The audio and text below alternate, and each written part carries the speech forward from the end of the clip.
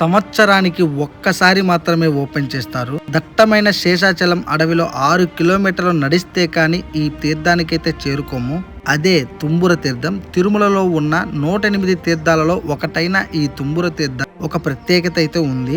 ఈ తుంబుర తీర్థం కింద ప్రతి సంవత్సరం ఒక్కరోజు వచ్చే పాల్గొన శుద్ధ పౌర్ణమి నాడు తడిస్తే జన్మ జన్మ పాపాలు నశిస్తాయని పురాణాలు చెప్తున్నాయి. అందుకే ఈ ఒక్కరోజు అశేషమైన భక్తజనంతో ఈ తీర్థం పోటెత్తుతుంది.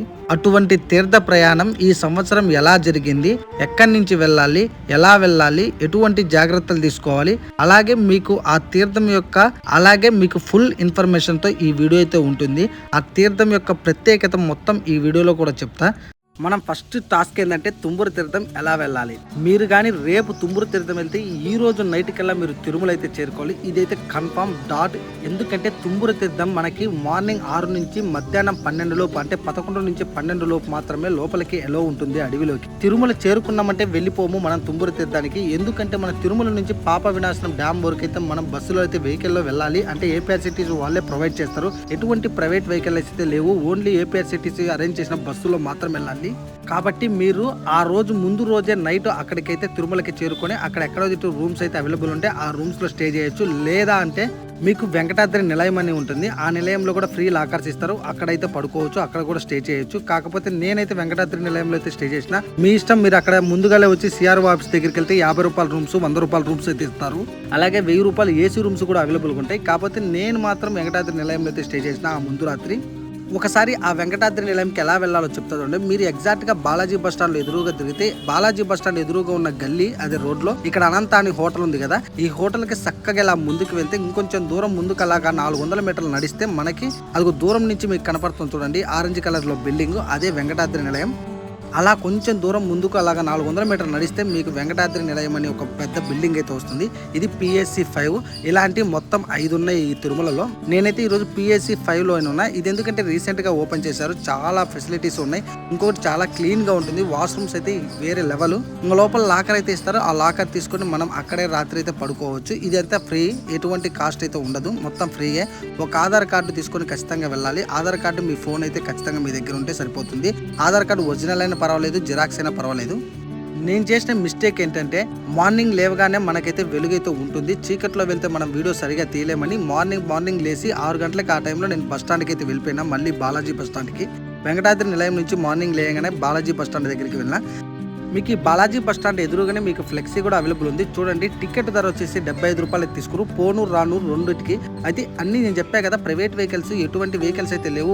ఓన్లీ మనకి గవర్నమెంట్ బస్సులు మాత్రమే అవైలబుల్ ఉన్నాయి. దానికి 75 రూపీస్ అయితే తీసుకుంటారు. పోను రాను ఏ బస్సు అయినా ఎక్కచ్చు, వచ్చేటప్పుడైనా పోయేటప్పుడైనా. అలా తెల్లవారినమంటే వెళ్ళంగానే అప్పటికే మనకి అక్కడైతే క్రౌడ్ అయితే వచ్చేసారు. మొత్తం విపరీతంగా అయితే భక్తులు అయితే వచ్చేసారు. అందుకే నేను చెప్పేది అంటే 5 మీరు బాలాజీ బస్ స్టాండ్ లో ఉంటే మీరు ఈజీగా పాప వినాశనం డ్యామ్కి వెళ్ళిపోవచ్చు. ఎంత మంది ఉన్నారు ఇలా పాప వినాశానికి మొత్తం వెళ్ళి వచ్చేది. మొత్తం ఇక్కడ క్రౌడ్ ఆగిపోయింది. నేనైతే ఉదయం వచ్చిన ఒక అరగంట అయింది ఇక్కడికి వచ్చి. మీరు మార్నింగ్ 5 లోపు వస్తేనే మంచిగా ఫ్రీగా దొరుకుతాయి. మీరు 5 దాటిందంటే ఇంకా పాప వినాశానికి ఎక్కువ మంది బస్సు ఎక్కడానికి కూడా కాలేదు. అంతమంది భక్తులు వచ్చారు. ఇవాళ ఒక్కరోజే కదా ఓపెన్. ఇంకా అక్కడ మాకు సీట్ కూడా దొరకలేదు. బస్సులో ఎక్కడానికి కూడా టైం అయితే సరిపోలేదు. అంతమంది భక్తులు ఎక్కడ కిటికీలోంచి కూడా ఎక్కేస్తున్నారు. కాబట్టి మేము అక్కడి నుంచి ఇంకొంచెం ముందుకున్న ఒక ప్లేస్ సర్కిల్ దగ్గరికి వచ్చినాం. అక్కడికి బస్సులు వచ్చేస్తుంటాయి. అక్కడ మేము బస్సు ఎక్కినాం. అక్కడ నుంచి ఇంకా పాప వినాశనం డ్యామ్ దగ్గరికి వెళ్ళాలి. ఇక్కడ ఉన్న ఈ క్రౌడ్ మొత్తం, ఈ భక్తులు మొత్తం ఓన్లీ పాప వినాశనం డ్యామ్ చేరుకోవడానికి ఇంత తతంగం అయితే జరుగుతుంది. ఎన్ని బస్సులు వేసినా కూడా సరిపోలేదు ఆ ఒక్క రోజుకి. మీకు ఒక ఐడియా ఉంటుంది చూడండి. మనం తిరుమల చేరుకున్నాక తిరుమల నుంచి ఫస్ట్ పాప వినాశనం డ్యామ్ దగ్గరికి వెళ్ళి అక్కడి నుంచి మనకైతే లోపల అడవిలోకి ఎంట్రీ ఉంటుంది. అక్కడి నుంచి 6 కిలోమీటర్లు నడిస్తే గానీ అడవిలో మనకి తుంబుర తీర్థం అయితే రాదు. బస్సు ఎక్కి కరెక్ట్ గా పాప వినాశనానికి దగ్గరికి వచ్చేలేకి తల ప్రాణం తోక్కొచ్చింది. అంతమంది భక్తులు వచ్చారు ఈ రోజు. అసలు ఎంతమంది వచ్చారంటే లెక్కలేనంత మంది. చూపిస్తా మీకు, వెళ్ళేటప్పుడు చూపిస్తుంటే. పాప వినాశనం డ్యామ్ మీద మీకు ఆల్రెడీ ఫుడ్ అయితే అరేంజ్ చేశారు. అంటే పులిహార పొట్లాలు, అలాగే దద్దోజనం, అలాగే సాంబారనం ఇలా అయితే అందించారు ఉప్మాతో సహా. కాకపోతే మీరు ఒకవేళ అక్కడ తీసుకోకూడదు అనుకుంటే, అంటే తీసుకోలేని వాళ్ళు కొంచెం మంది ఉంటారు కదా, ముందే షుగర్ పేషెంట్, వాళ్ళు ఇక్కడ హోటల్స్ కూడా అవైలబుల్గా ఉంటాయి. మీకు ఇక్కడే ఫుడ్ అయితే తీసేసుకోండి.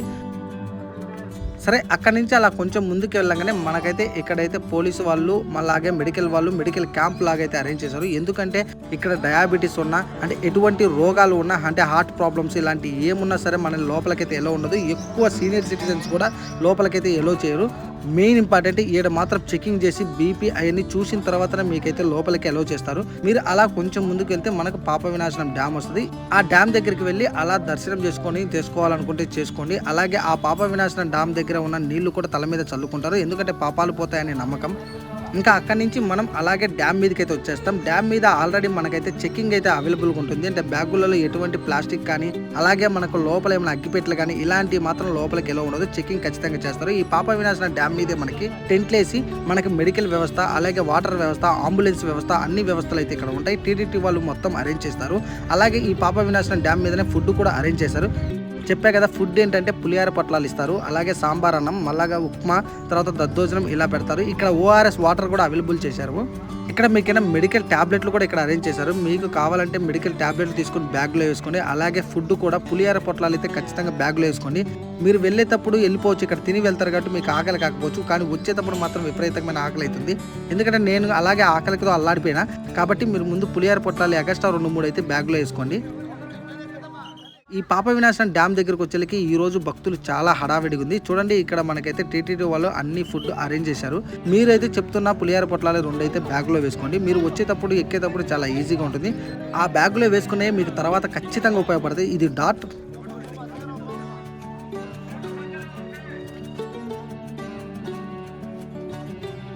ఇంకొక విషయం ఏంటంటే మెయిన్ ఈ టైంలో కొంచెం ఎండలు ఉంటాయి కాబట్టి ఖచ్చితంగా మీరైతే వాటర్ అయితే మీతో క్యారీ చేయాలి. ఖచ్చితంగా వాటర్ బాటిల్స్ అయితే ఉంచుకోండి. వాటర్ బాటిల్స్ ప్లాస్టిక్ అయినా సరే మీ బ్యాగ్లో ఉంచుకోవచ్చు అక్కడ. ఇంకొకటి లోపల మీకు 3 కిలోమీటర్స్ వరకు, అంటే మొత్తం 6 కిలోమీటర్లు ఉంటే 3 కిలోమీటర్స్ వరకు మీకైతే వాటర్ అవైలబుల్గా ఉంటుంది. ఖచ్చితంగా అక్కడ దాకా టీటీడీ వాళ్ళు అరేంజ్ చేశారు. అక్కడ నుంచి లోయే కాబట్టి అక్కడ నీళ్ళు అరేంజ్ చేయలేకపోయారు. కాబట్టి మీకు ఆ తర్వాత నీళ్ళ అవసరం చాలా ఉంటుంది. అక్కడ నుంచి 3 కిలోమీటర్ తీర్థానికి చేరుకునే లేకి మన గొంతు కూడా వెండిపోతుంది. కాబట్టి ఆ టైంలో ఒక 2 బాటిళ్ళు 2 లీటర్లు 3 లీటర్లు మీ బ్యాగ్లో ఉంచుకోవడం చాలా ముఖ్యం. ఇంకా మనమైతే ఇక్కడ పాప వినాశనం డ్యామ్ నుంచి మన నడకైతే స్టార్ట్ అవుతుంది. 6 కిలోమీటర్ల అడవిలో వెళ్ళాలి. ఈ అడవిలో వెళ్ళే ప్రయాణం ఒక అద్భుతం అండి. ఎటువంటి ఫోన్ సిగ్నల్ అని ఉండదు. ఖచ్చితంగా కొన్ని ఏరియాలో సిగ్నల్ వస్తుంది, కొన్ని ఏరియాలో సిగ్నల్ అయితే రాదు. చాలా ప్రశాంతంగా ఉంటుంది ఈ అడవి మార్గంలో.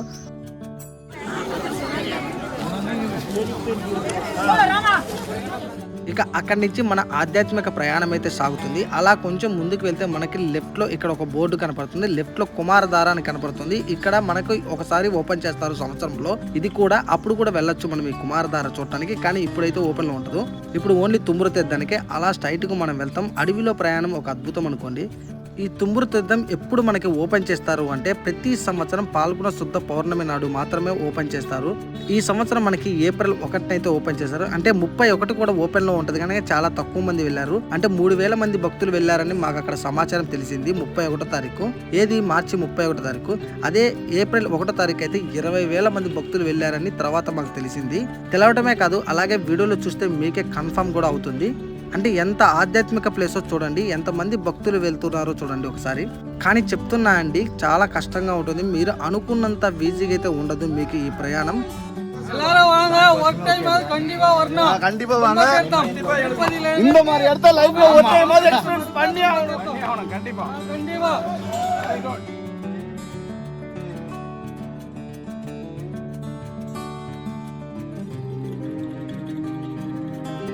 చూడండి, ఇక్కడ బోర్డు కూడా అవైలబుల్ ఉంది. తుమ్మూరు తీర్థానికి ఇంకో 5.5 కిలోమీటర్లు అవుతుంది. మనం జస్ట్ 500 మీటర్లే వచ్చినాం. కొంచెం ముందుకు వెళ్ళాక ఇక్కడ మనకైతే మంచినీళ్ళు కూడా అందిస్తున్నారు టీటీడీ వాళ్ళు. ఇలా 3 కిలోమీటర్లు మీకు అయితే నీళ్ళు అందిస్తారు. ఇందాక నేను చెప్పాను కదా, అక్కడి నుంచి మీకు నీళ్ళు అయితే అవైలబుల్ ఉండవు. కాబట్టి అక్కడికి బాటిల్ అయితే క్యారీ చేయండి. 3 అయితే ఖాళీ బాటిల్ పెట్టుకోండి. లాస్ట్ పాయింట్ దగ్గర వాటర్ ఫిల్ చేసుకుని ఆ 3 బాటిల్ బ్యాగులు అయితే ఉంచుకోండి. రామ లక్ష్మణ జానకి జై బోలో హనుమాన్కి. అసలు ఇంతమంది భక్తులు ఈ ఒక్క రోజు ఎందుకు వస్తున్నారు, అసలు అంత ప్రత్యేకత ఏముంది, ఇక్కడ ఎందుకు పాల్గొన శుద్ధ పౌర్ణమి రోజు వస్తారనేది మొత్తం చరిత్ర కూడా మీకు చెప్తా. ఇప్పుడు ఆ చరిత్ర గురించి తెలుసుకుందాం. పురాణాల ప్రకారం సంగీత విద్వాంసులు 2, ఒకరేమో తుంబురుడు, ఇంకొకరు నారదుడు. అయితే వీరిలో నారదుడు వచ్చేసి దేవతామూర్తుల దగ్గర సంగీతం వాయిస్తూ ఉంటాడు. కానీ తుంబురుడు ఏం చేస్తాడు, ఒక రాజు దగ్గర, సామాన్య మనిషి అయిన ఒక రాజు దగ్గర సంగీతం వాయిస్తూ ఉంటాడు. ఒకసారి తుంబురుడు నారదుడు ఒకసారి కలిసినప్పుడు, చూడు తుంబురా, మనం వాయిద్యాలను దేవి దేవతల దగ్గర మాత్రమే వాయించాలి, కానీ నువ్వు ఒక సామాన్య మనిషి అయిన రాజు దగ్గర ఆయన్ను పొగుడుతూ వాయిస్తూ ఉన్నావు, ఇది చాలా తప్పు అని ఆయనను, ఆ తుంబురును నారదుడు శపిస్తారు. ఏమని, నువ్వు భూలోకంలో కొంతకాలం మామూలు మనిషిలాగే కష్టాలు పడతావు, అలాగే అక్కడే సంగీతం వాయిస్తూ ఉంటావు అని శపిస్తారు. ఇక తుంబురుడు చేసేదేమీ లేక ఇక్కడే శేషాచల తీర్థం దగ్గర కూర్చొని తపస్సు చేస్తూ సంగీతాలు వాయిస్తూ విష్ణుమూర్తి అయిన వెంకటేశ్వర స్వామికి పూజలు పునస్కారాలు చేస్తూ ఉంటారు. ఇలా జరుగుతుండగా ఒకరోజు తన భార్యను అంటే తుంబురుడు తన భార్యకు ఇలా చెప్తాడు, రేపు ఉదయాన్నే నన్ను నిద్రలేపు, నేను నా స్వామికి పూజలు చేసుకోవాలని అని ఆమెకు చెప్తారు. కానీ ఆమె ఆ విషయం మర్చిపోయి ఆయన్ను నిద్ర లేపరు. వెంటనే తుంబురునికి కోపం వచ్చి తన భార్యను కూడా శపిస్తాడు. ఏమని? ఒక కప్పలాగా మారిపో అని శపిస్తాడు.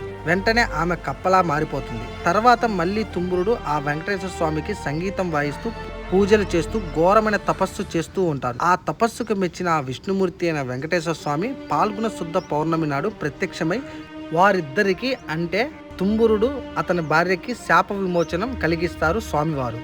ఇంకా ఆ తుంబురుడికి ఇంకొక వరం ఇస్తారు స్వామివారు. అది ఏంటంటే, ఇన్ని రోజులు ఈ ప్రదేశంలో ఉండి నువ్వు తపస్సు చేస్తూ అలాగే ఇక్కడున్న తీర్థం యొక్క నీళ్ళని నాకు పూజలు పునస్కారాలకు ఉపయోగించినందున ఈ తీర్థాన్ని తుంబురు తీర్థమని, అలాగే ఈ తీర్థం కింద పాల్గొన శుద్ధ పౌర్ణమి నాడు అంటే నేను ప్రత్యక్షమైన రోజు పాల్గొన శుద్ధ పౌర్ణమి నాడు భక్తజనం ఈ తీర్థం కింద స్నానం ఆచరించిన వారందరికీ జన్మ జన్మ పాపాలు తొలగి పరిసమాప్తం అవుతాయని వరమిస్తారు.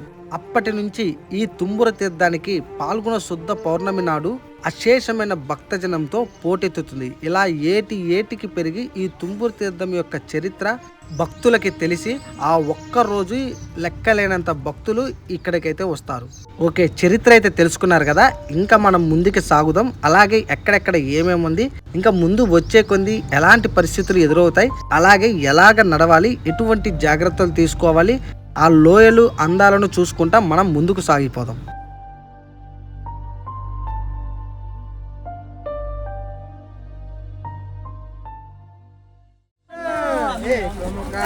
बोला बोला जय जय हनुमान, तुझे राम भक्ती भव्य तुझे काया, बालपणी गेला सीताया.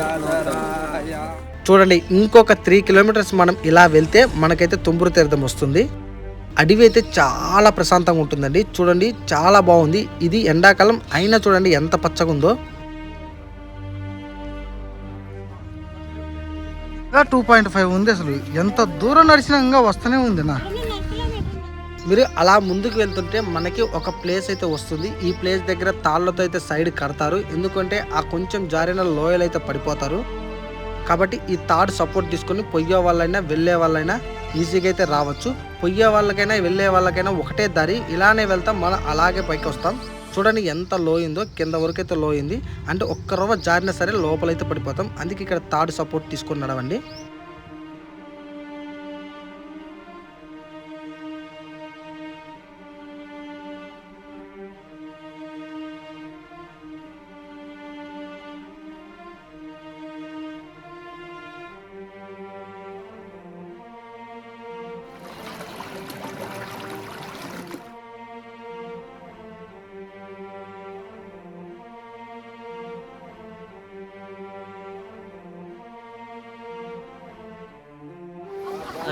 వంగి దిగిరా.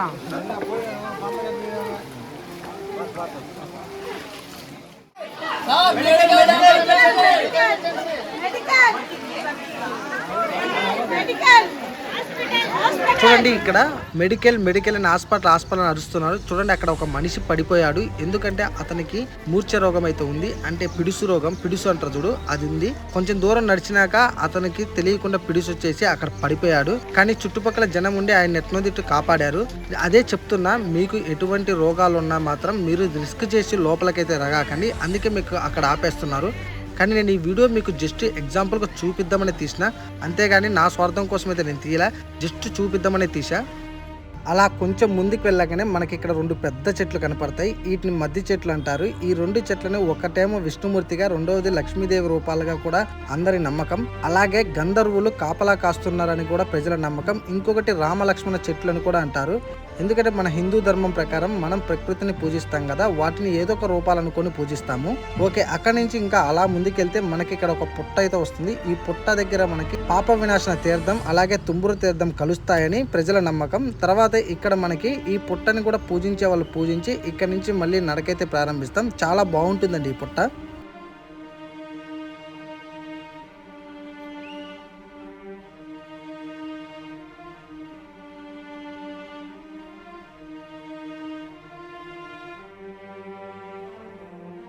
ఇంకా మనం ఆ తీర్థం చేరుకోవడానికి జస్ట్ 0.5 కిలోమీటర్స్ నడవాలి. ఇప్పటి వరకు నడిచింది ఒక ఎత్తు అయితే ఇప్పటి నుంచి ఇంకొక ఎత్తు. ఇక్కడ నుంచి చాలా కష్టంగా ఉంటుందండి. 2 కొండల మధ్య క్రాస్ గా ఉంటుంది. రోడ్డు కూడా సరిగా ఉండదు. చాలా కష్టంగా ఉంటుంది ఇక్కడ నుంచి నడక. ఈ 500 మీటర్లే మనకైతే అద్భుతం అనిపిస్తుంది. చూడండి, మీకు చూస్తుంటే అర్థమైపోద్ది. ఎటు చూసిన కొండల మధ్య నడవాలి. సరైన దారి ఉండదు. మనకి రాళ్ల మీద ఎక్కుకుంటే దిక్కుంటే వెళ్ళాలి. ఇక్కడ కొంచెం సేఫ్గా అయితే వెళ్ళండి. అక్కడ చాలా వరకు చాలా నిదానంగా వెళ్ళండి. ఇక్కడ అక్కడక్కడ వాటర్ కూడా ఉంటాయి. వాటర్లో కాలు పెడితే కాలు కూడా జారిపోతుంది. రాళ్ళ మీద మాత్రం కాళ్ళు పెట్టగాకండి. కొంచెం సైడ్ అమ్మటి పెట్టి సైడ్ అమ్మటి నడిస్తే మీరు ఈజీగా వెళ్ళిపోవచ్చు.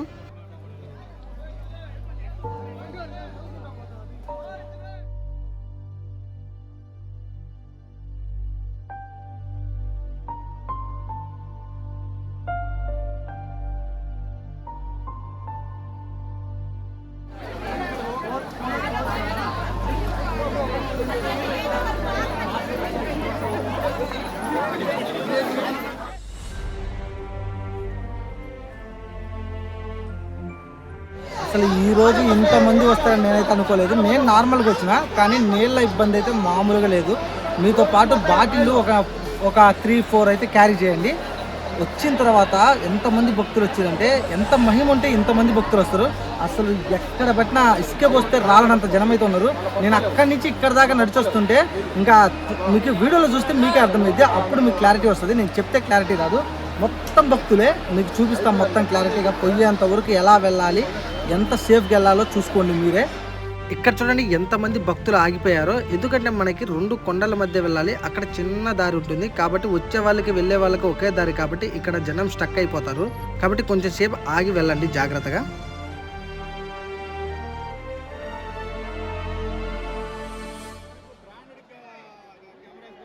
మీకు దూరంగా చూడండి, ఆ 2 కొండల మధ్య మనమైతే వెళ్ళాల్సింది.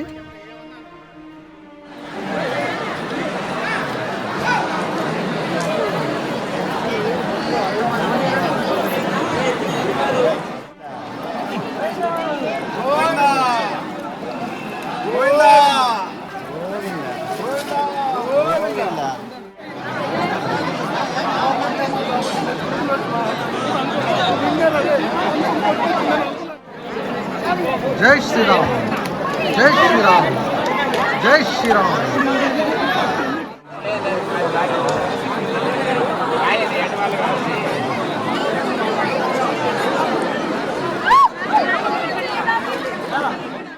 ఇంకొంచెం అలా ముందుకు వెళ్తే మనకు చూడండి ఎదురుగా కొండలు కనపడుతున్నాయి. ఆ కొండల మధ్యలోకి అయితే వెళ్ళిపోతాం. ఇక్కడ నుంచి మనం చాలా సేఫ్గా అయితే వెళ్ళాలి. ఇక్కడ ఈ కొండలకి ఆనుకొని మనం నడవాలి. ఎందుకంటే మధ్యలో వాటర్ ఉంటాయి అక్కడక్కడ. కాబట్టి కొండకి ఆనుకొని ఆ పక్కనే ఈ పక్కనే చివరగా నడవాలి. మనకి ఇక్కడ వాలంటీర్లు కూడా ఉంటారు. మనకి హెల్ప్ చేసే వాళ్ళని చాలా మందిని టీడీటీ అరేంజ్ చేసింది. ఇక్కడ ఎవరైనా పెద్దవాళ్ళు ఉంటే వాళ్ళే మనల్ని దాటిస్తారు ఈ వాటర్లో నుంచి. చూడండి, మీకు కనపడుతుందిగా రైట్ సైడ్ పూర్తిగా ఒక సైడ్ కార్నర్ సైడ్ నడిస్తేనే మీరు అవతలకైతే దాటుకోగలం.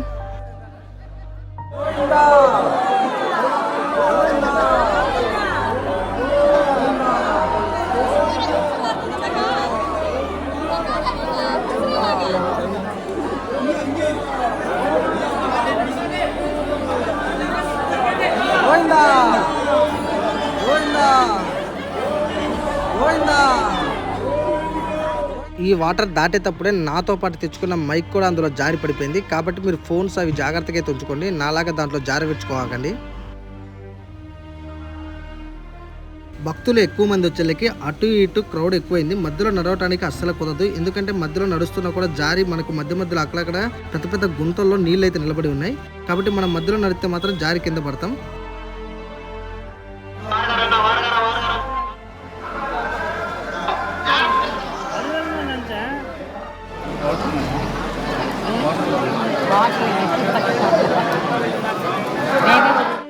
ఇక్కడ చూడండి మనకి మధ్యలో ఆ గుంతలలో నీళ్లు ఉంటాయి. ఆ గుంతలలో పడిపోకుండా అటు ఇటు కంచెలు ఏర్పరిచి మనకి పూర్తి కార్నర్ గా కొండ కింద నుంచి నడిచేటట్టు చేశారు. అంటే మధ్యలో నడవలేము కాబట్టి ఈ కంచెని అనుకుని కింద నుంచి వంగుకుంటే వెళ్ళండి జాగ్రత్తగా. అది ఆ సైడ్ చూడండి ఎలా వెళ్తున్నారో వంగుకుంటా. అలాగే మనం ఈ సైడ్ వెళ్ళాలా. నేను ఆపోజిట్ చూపించగలిగిన, మనతో వెళ్ళేదైతే చూపించలేపినా. ఇక ఇక్కడ చూడండి ఎలా వంగి వంగి వెళ్తారో.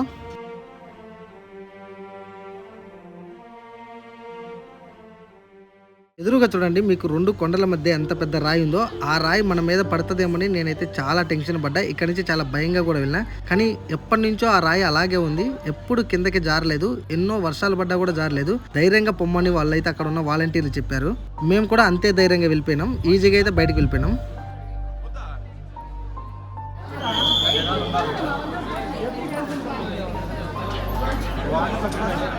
చూడండి ఎంత లాంగ్ ఉందో. ఆ మధ్యలో వెళ్ళాలి. మనకు చూస్తుంటేనే అర్థమైపోయింది. చూడండి ఎంత కష్టంగా ఉంది ఇక్కడ. ఇంకా అలా కొంచెం ముందుకు వెళ్ళంగానే ఇక్కడ దీపరాజన కనపడ్డది. అంటే తుంబురు తపస్సు చేసిన ప్రదేశానికైతే చేరుకున్నాం. ఇక్కడ చూడండి ఆయన తుంబును విగ్రహం కూడా ఉంటుంది. చాలా మంది ఇక్కడ దర్శనం చేసుకున్న తర్వాత తీర్థంలో తడవటానికి వెళ్తారు ముందుకి. ఇక్కడ ఫస్ట్ అయితే మీరు దర్శనం చేసుకోండి. తర్వాత ముందుకి ఇంకొక కొంచెం దూరం వెళ్తే మనకు తీర్థం వస్తుంది. పక్కనే ఉంటుంది, ఎక్కువ దూరం ఉండదు. ఈ ప్రదేశంలోనే చాలా మంది కాసేపు కూర్చొని ధ్యానం కూడా చేస్తారు. ఆ మహర్షి ఇక్కడే తపస్సు చేసింది, అందుకే మంచి జరుగుతుందని ఇక్కడ కాసేపు కూర్చొని ధ్యానం కూడా చేస్తారు. ఇక్కడ కూడా చూడండి ఇక్కడ ఎంత మంది పడ్డారంటే కింద జారిపడి. అంటే మధ్యలోకి వస్తున్నారు, జారి కింద పడుతున్నారు. కాబట్టి పూర్తిగా సైడ్ అమ్మటైతే నడవండి. ఇప్పుడు పూర్తిగా చుట్టూ కొండలు, మధ్యలో లోయలోకి అయితే వెళ్ళిపోతాం. ఇప్పుడు ఇక్కడ చూడండి చుట్టూ కొండలు కదా, మధ్యలో లోయలో ఉన్నాం ప్రెసెంట్.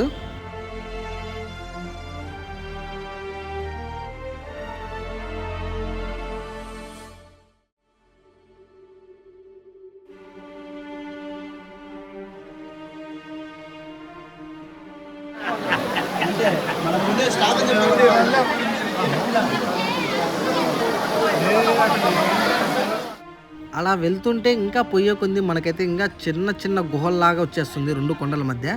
చూడండి మనకు వాలంటీర్లు అక్కడ పెట్టి మనల్ని జాగ్రత్తగా అయితే కిందకి లాగుతున్నారు. మీరు సైడ్ అమ్మటి వెళ్ళాలి కొండ కింద నుంచి, గుహ నుంచి.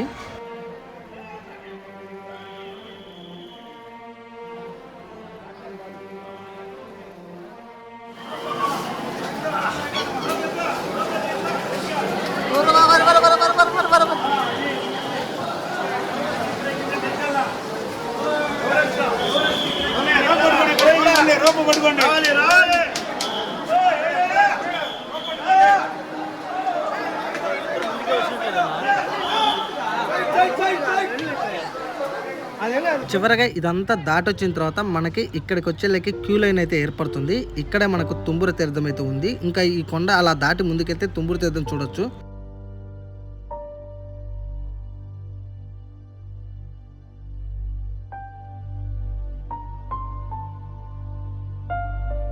భక్తజనం ఎక్కువ వచ్చేలకి ఇక్కడ తుంబురు తీర్థం కింద జస్ట్ అలా కొంచెం సేపు నిలబెట్టి తడిపి ఎమ్మటే మనల్ని లాగేస్తున్నారు బయటికి. చూడండి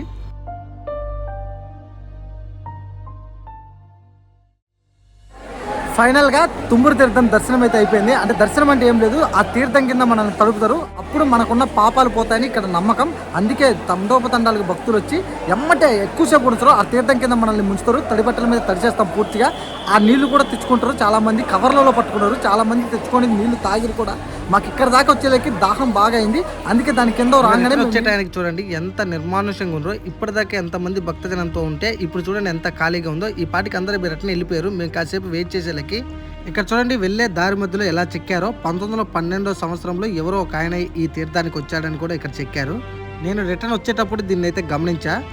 ఇంకా అలా రిటర్న్ అయ్యి అటో ఇటో పాప వినాశన డ్యామ్ వచ్చే లోపు కొంచెం చీకటి అయితే పడింది. అక్కడ చూడండి చంద్రుడు కూడా బయటకు వచ్చేస్తున్నారు. ఈ రోజు పౌర్ణమి కదా. ఇంకా అలా డ్యామ్ మీదకి వచ్చేలకి ఇక్కడ ఫుడ్ కూడా అరేంజ్ చేశారు. మార్నింగ్ 9 గంటలకు మేము ఈ పాప వినాశన డ్యామ్ నుంచి బయలుదేరినాం. మళ్ళీ ఇప్పుడు ఎగ్జాక్ట్గా 7 అయింది. ఈవినింగ్ 7 కాకు మేము బయటకు వచ్చినాం. ఇప్పుడు దాకా ఆ అడవిలోనే ఉండిపోయినాం. అంత కష్టంగా ఉందనుకోకని ట్రెక్కింగ్ పోయేటప్పుడు ఈజీగా ఉంది, వచ్చేటప్పుడు అయితే చాలా కష్టంగా ఉంది. ఇక్కడ రాగానే మళ్ళీ ఫుడ్ అరేంజ్ చేశారు. ఫుడ్ అయితే తినేస్తున్నాం. మామూలుగా ఇక్కడ పాప వినాశనం దగ్గర సాయంత్రం 6 గంటల వరకే బస్సులు ఉంటాయి. కాకపోతే ఆ రోజు కొంచెం లేట్ అయింది. అందరూ లేట్ గానే వస్తారు, చీకటి పడిద్ది వచ్చేలేపి. కాబట్టి అప్పుడు కూడా బస్సులు అయితే ఉన్నాయి, మీకు ఎటువంటి ఇబ్బంది ఉండదు. ఫైనల్గా అయితే తుమ్ముర తీర్థం అయితే అయిపోయింది. కాకపోతే కొంచెం వీడియో లేట్గా వచ్చింది. ఏప్రిల్ 1న నేను వెళ్ళింది, కానీ కొంచెం లేట్ అయింది. ఏమనుకోకండి. వీడియో నచ్చితే లైక్ చేయండి, అలాగే ఛానల్ సబ్స్క్రైబ్ చేయండి.